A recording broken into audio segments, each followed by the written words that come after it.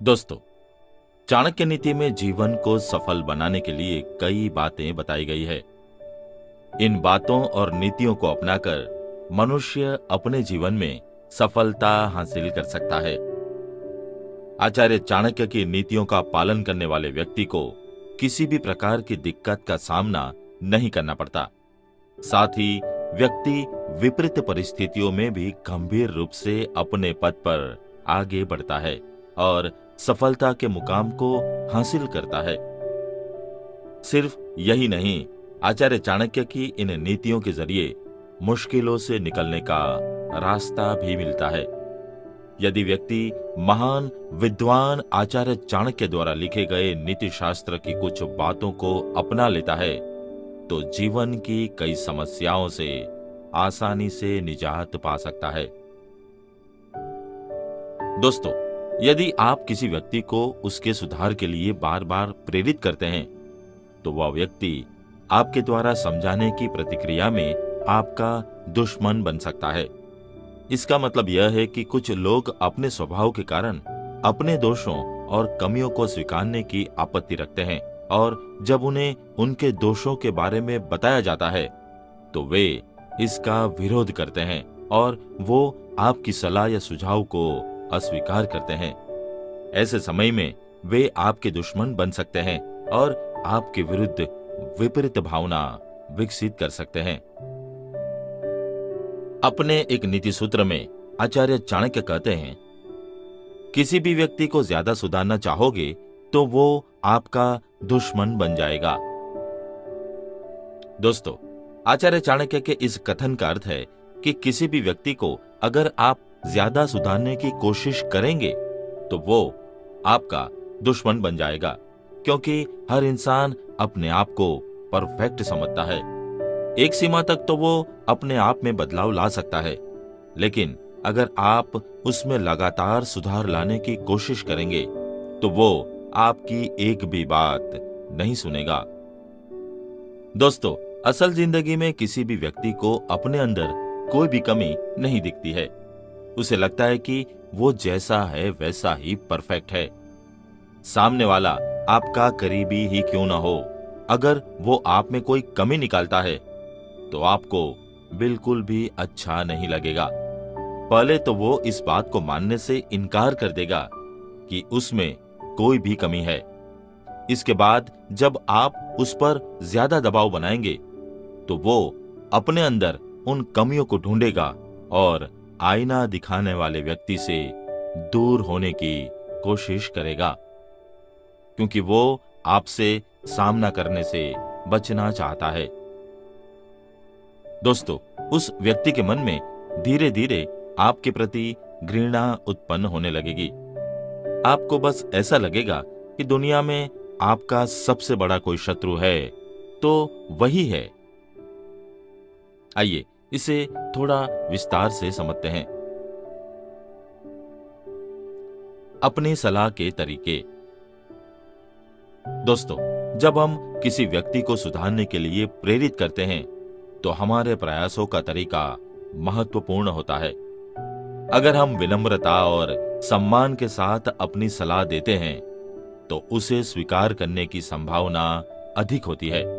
लेकिन अगर हम चिढ़ाने वाले और सताने वाले तरीके से सलाह देते हैं तो व्यक्ति हमारा विरोधी बन सकता है। व्यक्ति की इच्छा। दोस्तों, हमें ध्यान में रखना चाहिए कि हर व्यक्ति अपनी इच्छा और स्वभाव के अनुसार अपने जीवन को जीना पसंद करता है।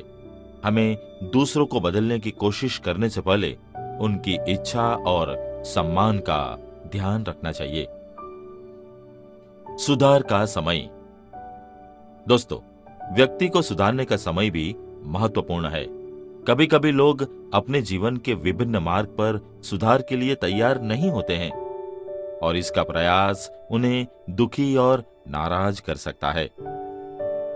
दोस्तों, समझदारी और समझाव के साथ ही हमें दूसरों को सुधारने के लिए प्रेरित करना चाहिए, लेकिन हमें यह भी याद रखना चाहिए कि दूसरे व्यक्ति को बदलने का प्रयास करने के साथ साथ हमें स्वयं में सुधार करने का प्रयास भी करना चाहिए। अपने व्यक्तित्व और व्यवहार में सकारात्मक बदलाव लाने से हम अपने आसपास के व्यक्तियों को भी प्रभावित कर सकते हैं। आइए इसके अनुसंधान में आज हम एक छोटी सी मोरल स्टोरी सुनते हैं। एक बार भगवान शंकर और पार्वती जी भ्रमण पर निकले। रास्ते में उन्होंने देखा कि एक तालाब में कई बच्चे तैर रहे थे, लेकिन एक बच्चा उदास मुद्रा में बैठा था।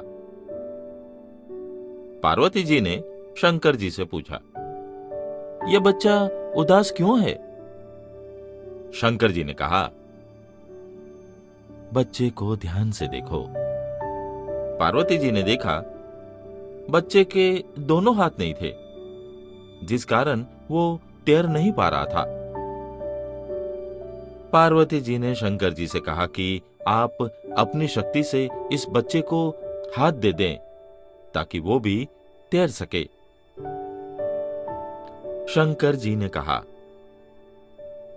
हम किसी के प्रारब्ध में हस्तक्षेप नहीं कर सकते, क्योंकि हर आत्मा अपने कर्मों के फल द्वारा ही अपना प्रारब्ध अदा करती है। लेकिन पार्वती जी की बार बार विनती के बाद आखिरकार शंकर जी ने उसे हाथ दे ही दिए। वह बच्चा भी पानी में तैरने लगा। एक सप्ताह बाद शंकर पार्वती जी वहां से फिर से गुजरे। इस बार मामला उल्टा था। सिर्फ वही बच्चा तैर रहा था और बाकी सब बच्चे बाहर बैठे थे। पार्वती जी ने पूछा, यह क्या है? शंकर जी ने कहा, ध्यान से देखो। पार्वती जी ने देखा तो वह बच्चा दूसरे बच्चों को पानी में डुबो रहा था और इसीलिए सब बच्चे वहां से भाग रहे थे। तभी शंकर जी ने कहा, हर व्यक्ति अपने कर्मों के अनुसार फल भोगता है। भगवान किसी के कर्मों के फेरे में नहीं पड़ते हैं। उसने पिछले जन्मों में हाथों द्वारा यही कार्य किया था, इसलिए उसके हाथ नहीं थे। हाथ देने से पुनः वह दूसरों की हानि करने लगा है। प्रकृति नियम अनुसार चलती है। किसी के साथ कोई पक्षपात नहीं।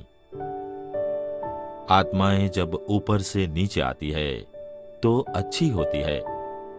कर्मों अनुसार कोई अपाहिज है तो कोई भिखारी, कोई झोपड़ी में रहता है तो कोई बड़े महलों में रहता है। लेकिन सब परिवर्तनशील है। अगर महलों में रहकर या पैसे के नशे में आज कोई बुरा काम करता है तो उसे भुगतना भी पड़ेगा।